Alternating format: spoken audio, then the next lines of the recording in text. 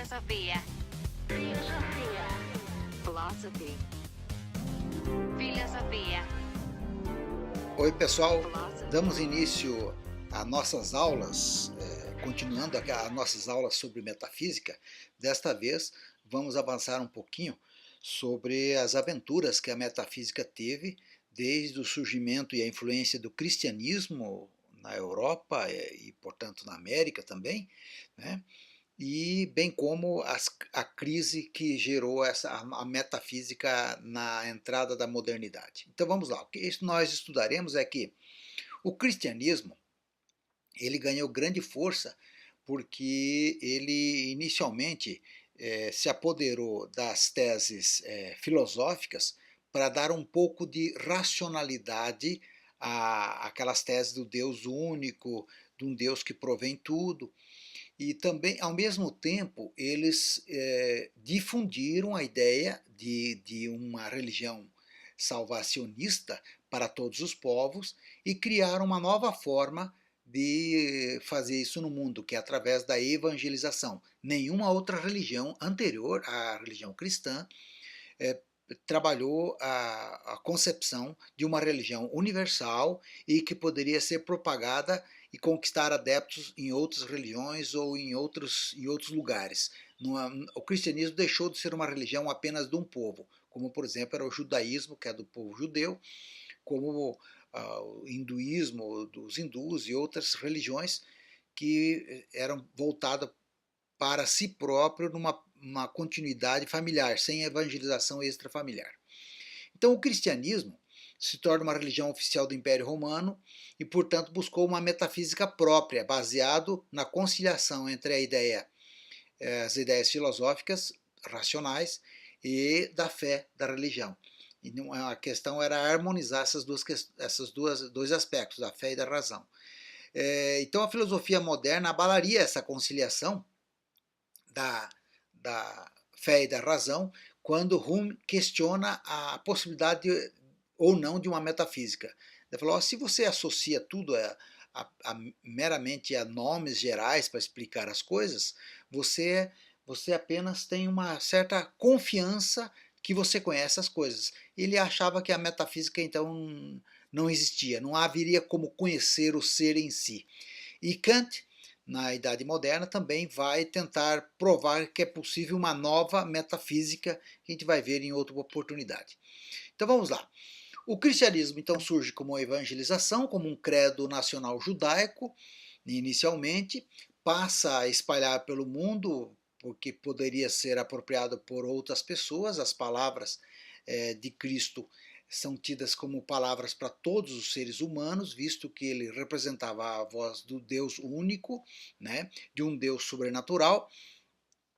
E inicialmente, então, essa filosofia, essa religião não precisava ter uma filosofia ou não precisava de uma metafísica para explicar as coisas, porque tudo era baseado na fé e na revelação das palavras. A palavra em si tinha que ser confiada. Mas passa a pregar então um preceito de uma prática virtuosa e não uma teoria de explicação. O ser, a essência, todo ser, em essência é Deus, o Deus de Moisés. E como é que você chega a esse conhecimento de Deus Moisés e os preceitos das práticas virtuosas? Através da revelação da palavra divina. Então bastava seguir, você seria agraciado e você ganharia a vida eterna. Sofreria um pouco aqui, mas ganharia a vida eterna. Mas era preciso também que essa nova religião convertesse intelectuais gregos, imperadores romanos e povos de outras religiões. Portanto, que esses outros povos, esses intelectuais gregos e romanos, eles tinham na filosofia, na matemática, nos conhecimentos da época, uma grande confiança. Então, como é que vai surgir uma nova explicação? Então, eles passam, os cristãos, a adotar parte da filosofia e fazer adaptações. Então, eles criam, na verdade, a sua própria metafísica. Essa metafísica cristã não foi criada de uma hora para outra, não. Eles não partiram do nada. Não tinham as obras de Platão e Aristóteles, mas eles conheciam as teorias neoplatônicas né, sobretudo de Plotino, ali na região do Oriente Médio, da Alexandria, no norte da África. Então, as ideias do neoplatonismo era de que nós temos um mundo, um corpo onde nós vivemos, né, e que nós podemos chegar pelo esforço intelectual a um êxtase, ou pela estudo, pelo nosso intelecto, chegar ao mundo inteligível. Né? Desse mundo inteligível, a gente chega ao mundo do Uno. Então, temos também uma via de outra forma. O Uno, que é algo que pertence ao ser humano, mas no nível superior, tem as primeiras emanações, cria o ser inteligível, e as segundas emanações que criam as coisas do mundo e do corpo. Então, o mundo sensível é o mundo imperfeito, o mundo perfeito seria o mundo da inteligência, o mundo das ideias, do inteligível, e a realidade suprema, que é inalcançável, seria o uno, ou o bem maior. Então, teria essas três grandes divisões: emanações, né, de ser, inteligência e alma do mundo. Né? Esse é o platonismo. O estoicismo, que é baseado num filósofo chamado Zenão de Sítio, e depois por Sêneca, eles têm a sua filosofia baseada na retidão, na aceitar o destino das coisas, e eles diziam que não existia três mundos ou dois mundos. Na verdade, tinha uma razão universal que provinha tudo. Por isso que a palavra providência, que até hoje é adotada nas religiões cristãs, você tem que se adaptar a essa grande racionalidade e harmonizar com essa racionalidade do mundo, né?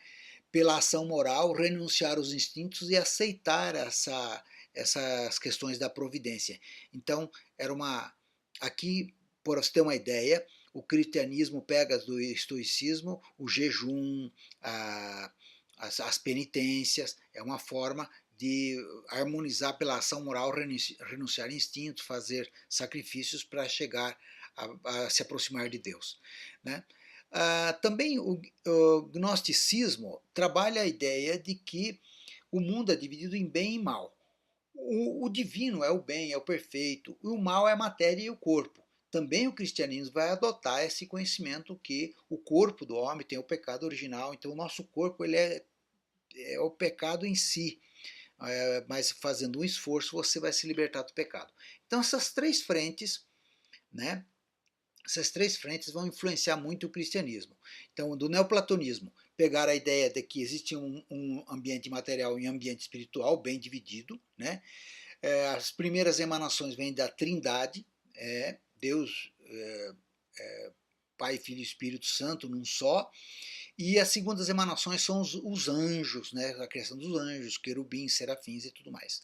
O que o cristianismo pega dos estoicos? A providência racional, razão, graça e fé. Você trabalha com a racionalidade, para você também recebe a graça, você tem que ter confiança nas coisas, portanto isso é uma relação harmônica desse grande mundo da racionalidade universal. Do que o cristianismo pegou do gnosticismo? Que o demônio atua sobre a carne. O demônio não atua nas coisas espirituais, o demônio atua sobre a carne. Então, portanto, a gente tem que cuidar bem da carne do nosso corpo. Depois nós tivemos o contato com as obras de Platão e Aristóteles pelos escritos de Averroes, que é um árabe, filósofo árabe nascido na atual Espanha, Avicena, que é nascido lá próximo onde hoje é o Irã, e Al-Farabi, que também todos eles, de certa forma, vão trazer as obras, pegam as obras de Platão e Aristóteles, e os padres católicos, filósofos, né, Santo Agostinho, São Tomás de Aquino e todos os outros, passam a conhecer mais de perto as obras de Platão. Com isso, eles conformam uma ideia básica da metafísica cristã, que eu vou resumir aqui. Sobre o mundo. Para os gregos, antes da metafísica cristã, o mundo era eterno, sempre existiu e sempre existirá. Para os cristãos, Deus criou o mundo e ele vai se acabar num juízo final, onde todos seremos julgados. O que é uma divindade? O que é um Deus? Para os gregos, é uma entidade impessoal. Né? Ela é uma entidade distante, você não tem relação pessoal com ele. Para os cristãos, tem uma relação pessoal, sim. Você se relaciona com Deus, ora por Deus, Deus aparece para você. O que é o homem para os gregos? É um ser natural, somente natural. A parte da alma e a parte do corpo é uma coisa só. Para os cristãos, é um misto de natural, o corpo, e sobrenatural, a alma, que não pertence a esse mundo. Então, o homem é um misto. A liberdade. Para os gregos, é uma ação ética racional. Eu escolho o que fazer, por isso eu sou livre. Né? Também sofro as consequências, mas por sofrer as consequências, eu sou livre. Então é uma escolha ética, é uma escolha para cá, para lá, adequado, inadequado, bem ou mal, de forma racional. Para os cristãos, a ética não é suficiente porque o mal original sempre vence. Por isso é importante a graça de Deus, a fé. Se você tiver fé em Deus, você ajuda a vencer o mal. Então a liberdade, você tem tanto mais liberdade quanto mais fé você tiver. Sobre a questão do conhecimento. Para os gregos, o conhecimento vem do intelecto, a capacidade racional do ser humano.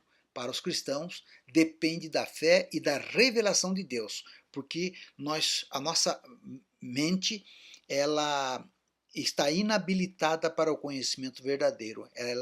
Ela está limitada para os conhecimentos apenas terrenos, uns poucos conhecimentos terrenos, ok? Então essa é a metafísica cristã. Então, a ideia da metafísica cristã, e então as mudanças que vão acontecer serão esses. Deus passa a ser o infinito, onisciente, sabe de tudo, e para aquilo que você não consegue explicar são mistérios da fé. Né? O mundo existe e não é eterno, portanto tem o juízo final. Deus é imaterial e age no material, muda a causa final pela eficiente. Então, como Aristóteles falava, que a causa final do interesse do ser humano, eles trabalham outra ideia, que a causa final é, é, não é uma causa do bem em si para a elevação do ser humano, mas o ser humano é a eficiência junto com Deus, é a eficiência para chegar ao bem. Então muda a causa final, passa a ser o Deus imaterial que age no material. Isso para a concepção grega é impossível, porque o imaterial age no imaterial e o material age no material. É impossível você trocar a substância. E aqui os cristãos vão falar que a substância pode ser mudada. Para os cristãos, a alma existe e é imortal. Não há contradição entre liberdade e onipotência ou onipresença. Então, o ser humano, por exemplo, se Deus criou o ser humano e sabe tudo que vai acontecer nele, né, não haveria problemas porque a fé faz com que a pessoa tivesse liberdade naquele momento das coisas terrenas, né? Então essa não haveria contradição, porque a liberdade em si seria um mistério que Deus deixou para nós. Não tinha uma explicação plena, mas era uma coisa misteriosa. As emanações de gênero são reais e ideais. Então, as coisas no mundo, as espécies, os gêneros, como falava Aristóteles, são reais, mas também são ideais de Deus, né? Porque Deus criou. Então o uno, é diferente, porque criador e criatura, aquele que cria não é a mesma coisa que a criatura. Ao contrário da metafísica antiga, que não separava criador da criatura, que tudo era derivado. Por exemplo, da semente vinha a árvore, da árvore vinha a semente. Criador e criatura se misturavam. Desta feita não, para os cristãos, uma coisa era o Criador, outra coisa eram os seres humanos e a natureza que eram as criaturas. Fé e razão não são incompatíveis, mas fé e a revelação, a confiança, sempre são superiores à razão. Então, na dúvida entre fé e razão, prevalecia a fé. Então, muitos seres que seriam investigados pelos princípios racionais, pelas quatro causas, pelo ato, pela potência, a forma e categoria. Então, a partir daí, temos uma grande divisão entre a psicologia racional, que é a nossa mente, a nossa capacidade intelectual, a cosmologia, a explicação do mundo, e um mundo separado, o mundo do estudo da teologia. Três grandes ramos da metafísica, então, cristã, que é a cosmologia, a explicação das coisas do mundo, as questões da mente, o entendimento do mundo, e as questões de Deus, um outro mundo, né, que estava submetido. Então esses dois aqui são submetidos a esse grande mundo aqui, né? É, então, a metafísica moderna então vem questionar tudo isso na Idade Média, né, a partir da Idade Média. A metafísica clássica, então moderna, sobretudo que o Hume, vai partir para uma teoria do conhecimento. Olha, se tudo depende da fé, como é que nós podemos conhecer as coisas do mundo? Então trabalha em compatibilidade de fé e razão. O ser seria conhecido pelos predicados essenciais. Eles não abandonam a questão de Deus, mas eles falam, tem coisas que têm predicados essenciais, tem coisas que nós não conhecemos de Deus, os predicados de Deus, mas está aqui na Terra, nós conhecemos. Descartes trabalha a ideia de que temos a alma, nossa, a matéria, que é a matéria extensa, que é o corpo, e o infinito, né? Mas esses dois aqui é possível a gente conhecer, o infinito talvez não. Thomas Hobbes vai dizer que é, não tem como conhecer Deus e alma porque são insensíveis, não aparece para a gente experimentar, verificar. Spinoza vai dizer assim que Deus é a grande, se Deus é a grande substância, então o que resta para as criaturas é manifestações daquelas essências, né? Daquela essência, daquela substância. Então, Deus é a substância, é o ser em si em tudo. Então, o que é as coisas na Terra? A manifestação dessa substância, né? Algumas coisas essenciais dessas substâncias que estão aqui. Então, separa um pouco a substância da essência e aí volta a ter uma divisão dizendo que é possível conhecer, se a gente dividir o mundo em aquele que é de Deus, que é impossível de conhecer, e o outro mundo, é possível a gente conhecer. Então, trabalham que tem duas causas apenas, não quatro causas, como dizia Aristóteles, a causa eficiente e a causa final. A causa eficiente seriam as coisas de Deus, as coisas do homem e a natureza. A causa final, então, são os motivos, né, que levam seriam apenas por Deus e pelos homens. A metafísica, então, se ocupa de três grandes níveis de substâncias: Deus, homem e natureza, né? Ah, aqui nós temos David Hume apresentando então a grande diferença que ele estabelece entre a metafísica cristã e a metafísica moderna, né? A, a, a metafísica antiga e moderna, a realidade e o ser existe em si mesmo. Então eles trabalhavam com que existia uma realidade a ser conhecida pelo pensamento, ideias e conceitos de conhecimento verdadeiros da realidade. Mas Hume, na Idade Moderna, passa a questionar isso e dizer assim: tudo isso que nós conhecemos são sensações, percepções e impressões, né? E nós temos que se debruçar sobre o sujeito do conhecimento. Por quê? Porque isso tudo que nós conhecemos como metafísica, conhecemos os objetos, a substância, a causa final, a causa formal, etc., são associações de sensações e lembranças por meio de hábito. Então, nada mais há hábito, nomes gerais, nós damos nome para as coisas para justificar um hábito. Então, não é exatamente um conhecimento, nós nos habituamos àquelas coisas, portanto, uma metafísica é impossível.